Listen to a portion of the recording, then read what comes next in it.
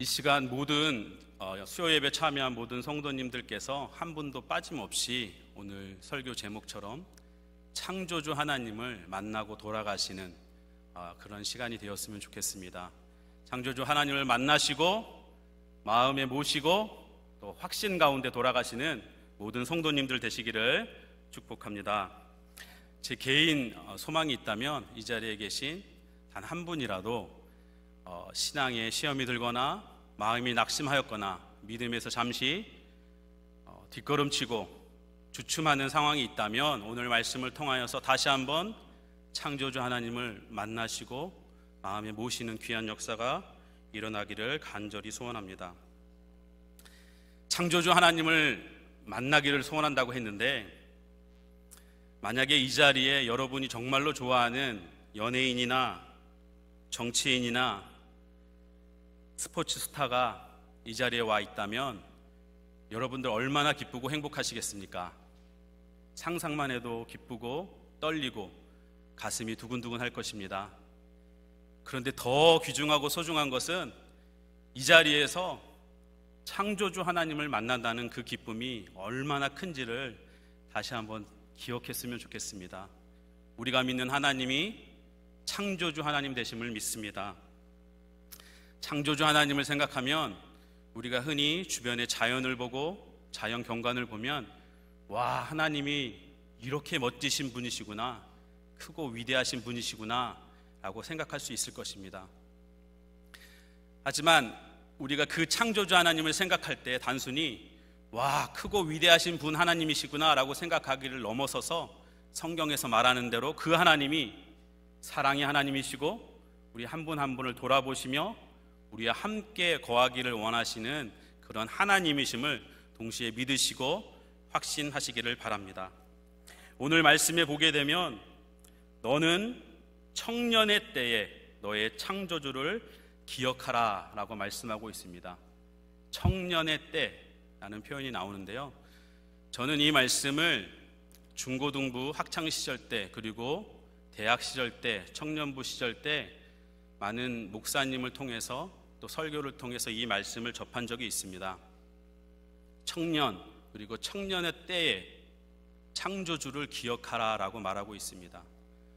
제 마음속에 하필이면 왜 청년의 때일까, 왜 청년이라고 했을까, 이 표현에 의구심이 생겨서 이렇게도 생각해 봤습니다. 왜 어린아이들아 창조주를 기억하라, 더 어린, 청년보다 좀 어린 학생들아 창조주를 기억하라, 아니면 청년들보다 좀 연배가 있으신 어른들아 이렇게 창조주를 기억하라, 이런 표현도 있을 텐데 청년의 때 그리고 청년이라는 표현을 쓴 이유가 무엇일까 고민하게 되었습니다.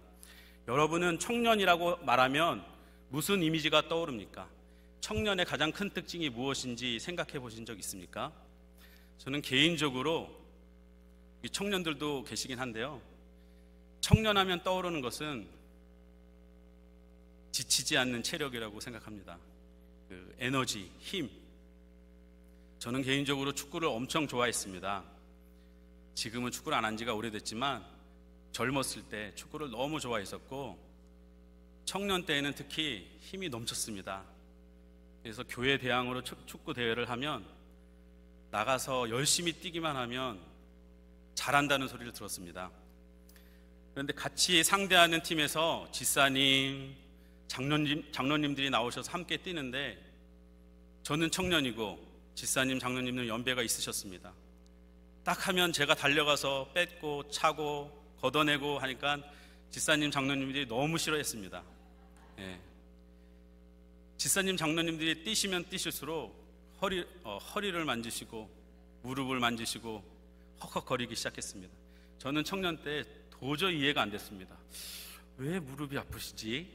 왜 허리가 아프시다고 그러고 왜 숨이 차하시지? 저는 지치지 않고 뛰을 수 있었고 지치더라도 잠깐 숨만 쉬면 또 다시 힘이 넘쳐 흘렀습니다. 그때는 이해하지 못했습니다. 하지만 지금은 너무나도 이해가 되고 공감이 됩니다. 움직일 때 왜 이렇게 무릎이 아픈지, 허리가 아픈지 이해가 되기 시작했습니다. 청년하면 딱 해서 고등학교 졸업해서 군 입대하기 전에, 한국 같으면 군대 입대하기 전에, 아니면 결혼하기 전에 그 정도가 청년쯤 되지 않을까 생각할 수도 있고, 또 나이로 따지면 20대 초반 중반 이 정도가 되지 않을까 생각이 됩니다. 또 청년하면 생각나는 것이 활기찬 것, 밝음, 그리고 항상 즐거워 보이는 것, 즐거움, 깔깔깔깔 웃고 모이기만 하면 재밌고 싱글벙글하고 활기차고 빛이 납니다. 젊다는 이유 하나만으로 그곳에 빛이 납니다. 즐거움, 그리고 빛이 가득함, 활기참, 이런 것이 청년의 모습인 것 같습니다. 그런데 모두가 똑같지는 않습니다. 개인차가 있고 사람마다 다 틀릴 것입니다. 어떤 사람은, 어떤 청년들은 아주 힘이 없고 활기차지 않은 청년들도 있습니다. 반면에 아주 활기차고 눈이 또렷또렷하시고 정정하신 어르신분들도 계십니다. 저희가 수요일마다 찬양팀을 쓰기 위해서 한 30분, 40분 전에 나와서 찬양팀 연습을 하는데, 예배 시작하기 전에 항상 가장 일찍 나오셔서 찬양팀 연습할 때 정말 찬양 시간처럼 힘있게 박수 치면서 함께 찬양하시는 권사님이 계십니다. 90이 넘으셨는데 눈이 또렷또렷하시고 박수도 힘있게 치시고 찬양도 열심히 따라 부릅니다. 저희는 연습하는데 권사님께서는 이미 찬양을 시작하셨어요. 그 권사님, 여기 앞에 계시는 90이 넘으시는 이규승 권사님이신데, 예배 전에 항상 나오셔서 찬양팀보다 더 열심히 힘있게 찬양하시는 권사님 모습을 보면, 그리고 그 반면에 청년이지만 힘이 없고 활기참이 없는 이런 청년들을 보면 과연 누가 청년일까라는 생각도 들게 됩니다. 결코 나이로만 청년을 규정할 수 없는 것 같습니다.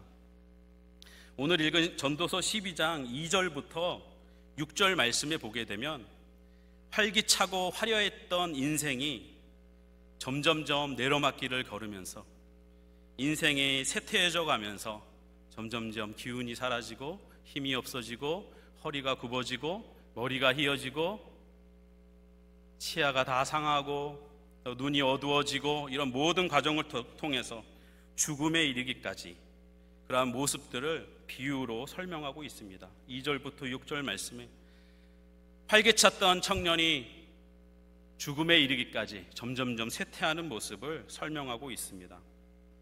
특별히 청년의 모습을 생각할 때 오늘 본문은 1절, 2절 말씀에 특별히 즐거움이 있는 시기, 그리고 빛이 있는 시기라고 표현을 합니다. 즐거움이 사라지고 빛이 없는 시기가 올 것입니다. 한 줄기의 빛도 비춰지지 않고, 그 다음에 단 하나의 즐거움도 없는 그 순간이 바로 죽음일 것입니다. 죽기 전까지 누구나 단 하나의 즐거움도 있을 것이고 단 한 줄기의 빛도 있을 것입니다. 죽기 전까지 어떤 것을 즐거워하기도 하고 죽기 전까지 어떤 것을 바라보기도 합니다. 또한 청년의 때 창조주를 기억하라는 표현이 있는데, 이 청년의 때를 생각하면서 또 7절 말씀을 보게 되면, 오늘 읽지는 않았지만 7절 말씀을 보게 되면 흙은 여전히 땅으로 돌아가고 영은 그것을 주신 하나님께로 돌아가기 전에 기억하라 라는 표현이 있습니다. 다시 말해서 흙이 다시 흙으로 돌아가기 전에, 죽기 전에 여호와를 기억하라, 이런 표현을 통해서 1절에서 말하고 있는 이 청년이라는 표현은 죽기 전에 창조주를 기억하라 라는 표현입니다. 죽기 전에, 살아있는 동안, 살아있는 지금 현재의 창조주를 기억하라 라는 표현으로 읽을 수 있을 것입니다.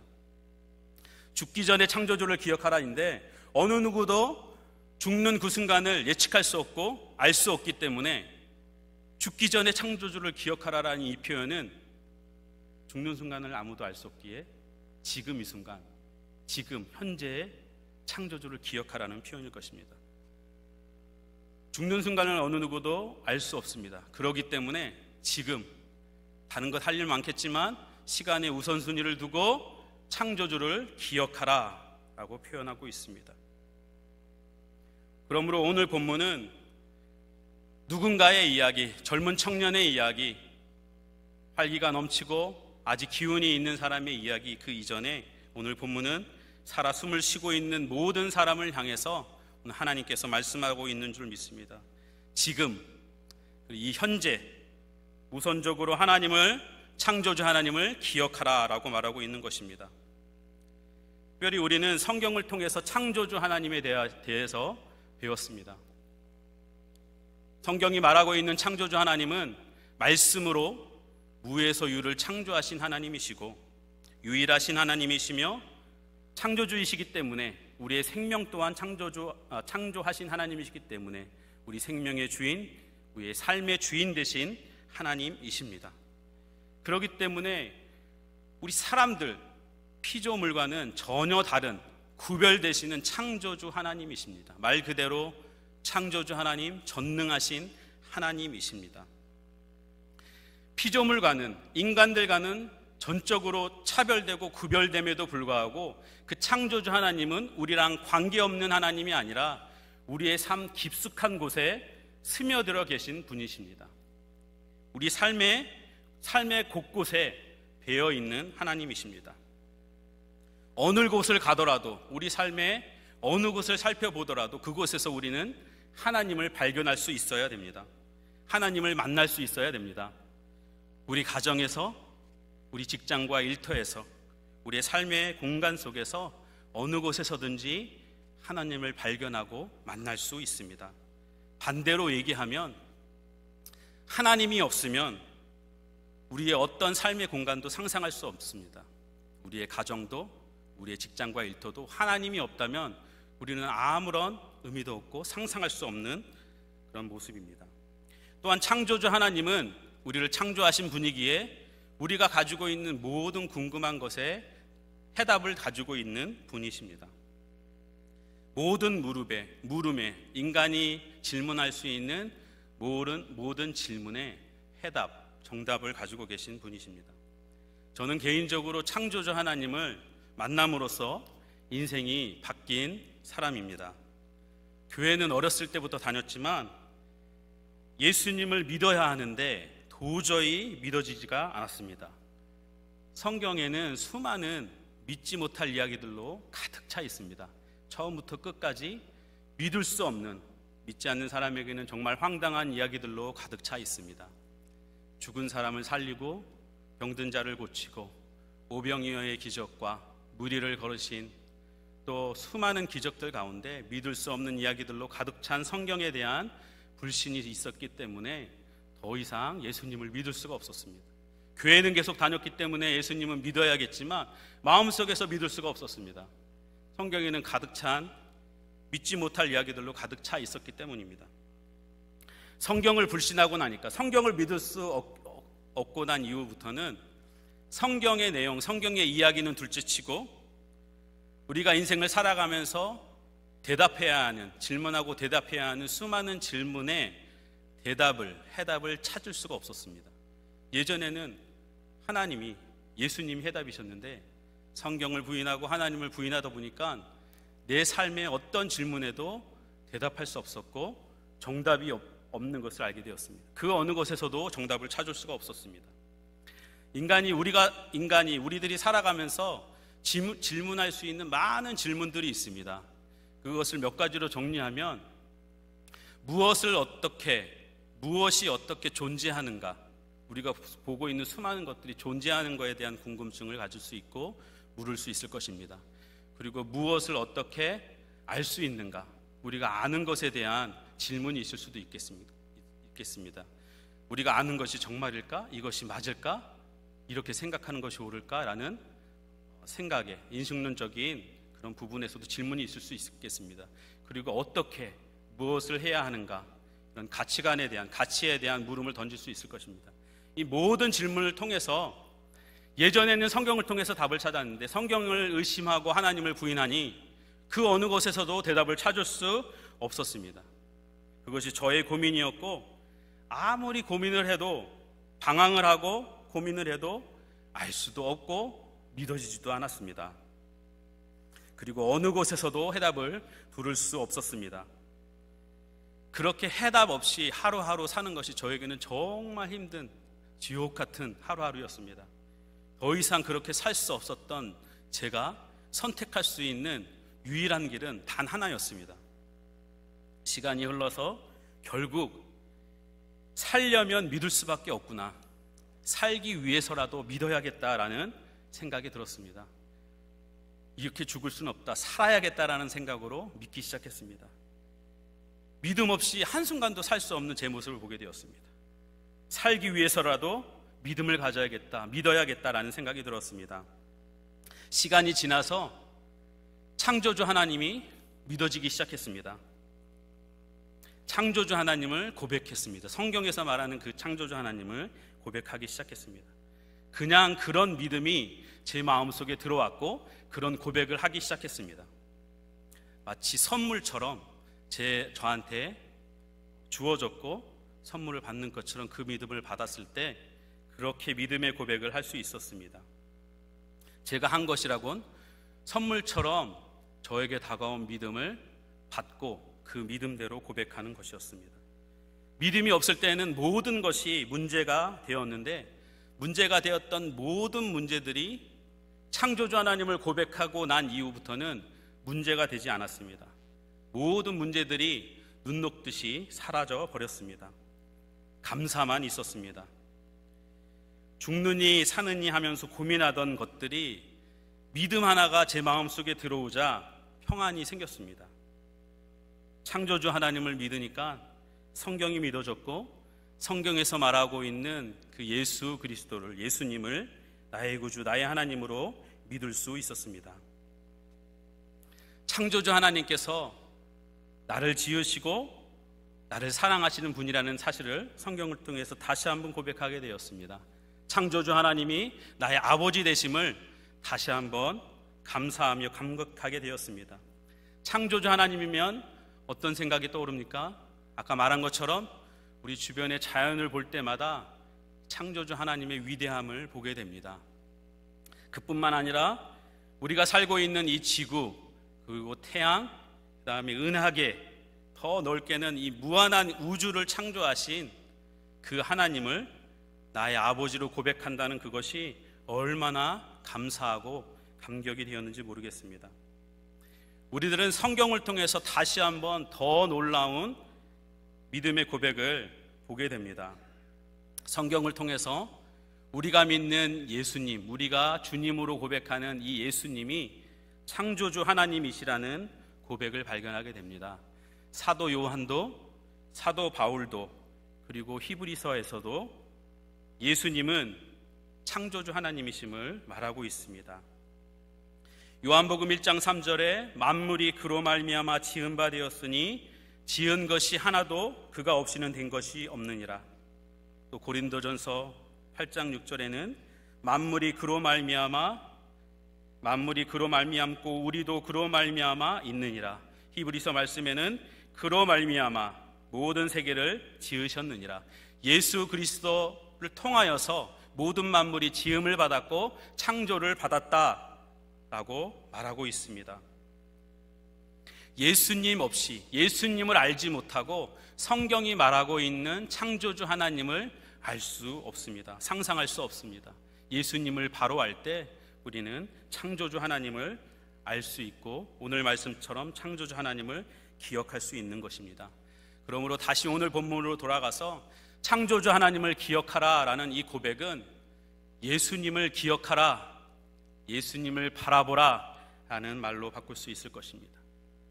기억한다는 말은 마음에 머물게 하고 어떤 것을 마음에 두는 것입니다. 마음과 머리에, 생각에 담아두는 것입니다. 그렇기 때문에 창조주를 기억하라 이 말은, 또 예수님을 기억하라 이 말은 예수님을 마음에 담아두어라, 예수님을 마음에 모시고 살아라, 그런 말로 이해할 수 있을 것입니다. 창조주 하나님이신, 창조주이신 예수님께서 육신을 입으시고 인간이 되셨고 십자가에 달려 죄인들의, 우리의 죄를 위하여 십자가에 죽으신 그 예수님을 바라보게 됩니다. 그 예수님을 봄으로써 진정으로 창조주 하나님을 기억하게 됩니다. 우리 모든 성도님들도 믿음으로 예수님을 마음속에 모시고 살아가시기를 축원합니다. 창조주 하나님을 기억하라라고 말하고 있습니다. 여기서 기억하라는 말은 아까 말한 것처럼 마음에 모시고 마음에 두고 마음과 생각에 두는 것입니다. 이스라엘 백성들은 사사기에 보게 되면 하나님을 잊어버리고 기억하지 못하고 하나님을 잃어버렸을 때에 자기가 보기 좋은 대로 각자 자기의 생각과 뜻을 따라 행동했습니다. 하나님을 기억하지 않으면 하나님의 뜻이 아니라 하나님의 말씀이 아니라 자기의 생각대로 자기가 보기에 옳은 대로 자기가 보기에 괜찮고 선하게 보이는 길을 따라 살게 되어 있습니다. 그렇기 때문에 하나님을 기억하고 창조주를 기억하는 것은 중요합니다. 창조주를 기억하라고 했을 때 이 기억하라는 말 속에서 우리는 몇 가지를 살펴보기 원합니다. 기억한다는 것이 구체적으로 무엇일까?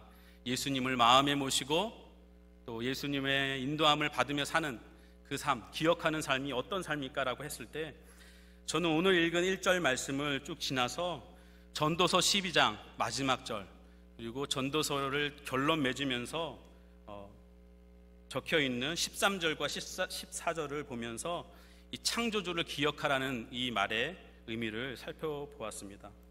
창조주 하나님을 기억한다는 것은 제가 13절 14절을 읽어드리겠습니다. 일의 결국을 다 들었으니 하나님을 경외하고 그의 명령들을 지킬지어다.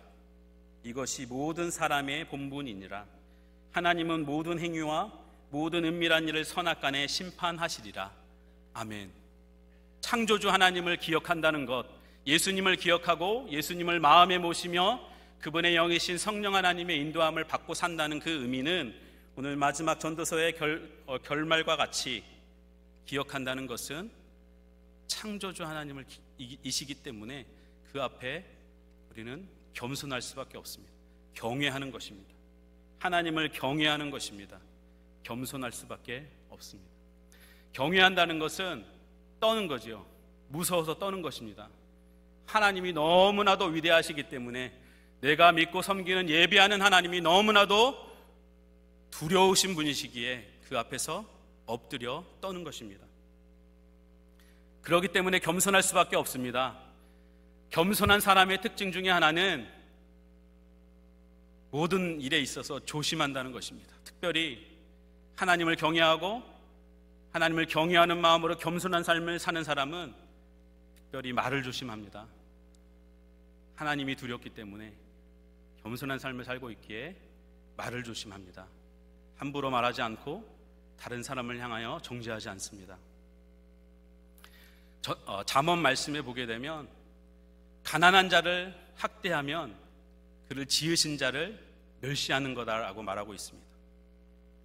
가난한 자뿐이겠습니까? 하나님이 지으신, 하나님의 형상으로 지으신 사람을 바라보며 정죄하고 멸시하고 학대하는 그 사람을 하나님은 가만히 보고 계시지 않을 것입니다. 하나님 자신을 멸시하는 것처럼 하나님이 마음에 담아두십니다. 그러므로 두렵고 떨리는 마음으로 겸손한 삶을, 하나님을 경외하며 겸손한 삶을 사는 사람은 말을 조심합니다. 다른 사람을 향한 말을 조심합니다. 두 번째로 기억하는 삶은 오늘 말씀처럼 그의 명령들을 지킬지어다 라는 표현처럼 하나님의 명령, 하나님의 말씀을 지키며 살아갑니다. 즉 순종하며 살아가는 것입니다. 하나님의 말씀, 하나님의 온전한 말씀이 되신 이 예수님을 따라 순종하며 살아갑니다. 예수님을 따라 사랑하며 살아갑니다. 예수님의 삶을 한마디로 표현하면 무엇입니까? 하나님의 사랑이라고 표현할 수 있습니다. 하나님 사랑 그 자체라고 말할 수 있습니다. 예수님의 삶을 통해서 십자가를 통해서 보여준 것이 있다면 하나님의 사랑입니다. 또한 예수님도 서로 사랑하라라는 하나님의 말씀을 명령하셨습니다. 그러므로 하나님을 경외하고 하나님의 말씀에 순종하는 사람은 예수님처럼 사랑하는 삶을 살아갑니다. 힘써 사랑합니다. 다른 사람을 정죄하거나 말로 힘들게 하지 않고 힘을 다하여 사랑하는 삶을 살아갑니다. 마지막으로 창조주 하나님을 기억하는 사람, 예수님을 마음에 모시고 그분의 뜻에 따라 살아가는 사람은 하나님을 신뢰하며 살아갑니다. 오늘 14절, 아까 읽은 14절 말씀에 보게 되면 하나님은 모든 행위와 모든 은밀한 일을 선악간에 심판하신다라고 말하고 있습니다. 창조주 하나님이 심판주가 되신다라는 표현입니다.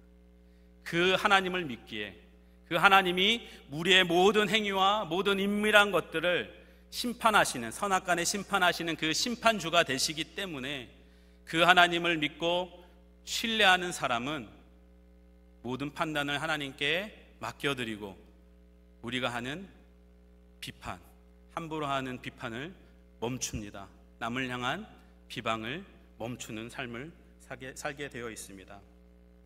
말씀을 마치겠습니다.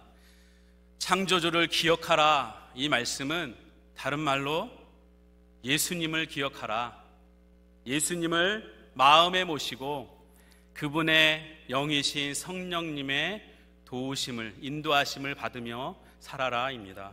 그러한 삶을 사는 사람은 하나님을 경외함으로써 함부로 말하지 아니하고 또 그분께 순종함으로써, 예수님께 순종함으로써 예수님처럼 사랑하는 삶을 살아가는 줄로 믿습니다. 특별히 창조주 하나님을 기억하고 예수님을 마음에 모시는 사람들은 특별히 그분께서 우리의 최종적인 심판주가 되심을 믿음으로 신뢰함으로써 비판을 멈추고 비방을 멈추며 살아가는 거룩한 백성이 될 줄로 믿습니다. 이러한 삶을 살아가시는 창조주 하나님을 기억하시며 그 가운데 거하시는 모든 성도님들 되시기를 간절히 축원합니다. 기도하겠습니다.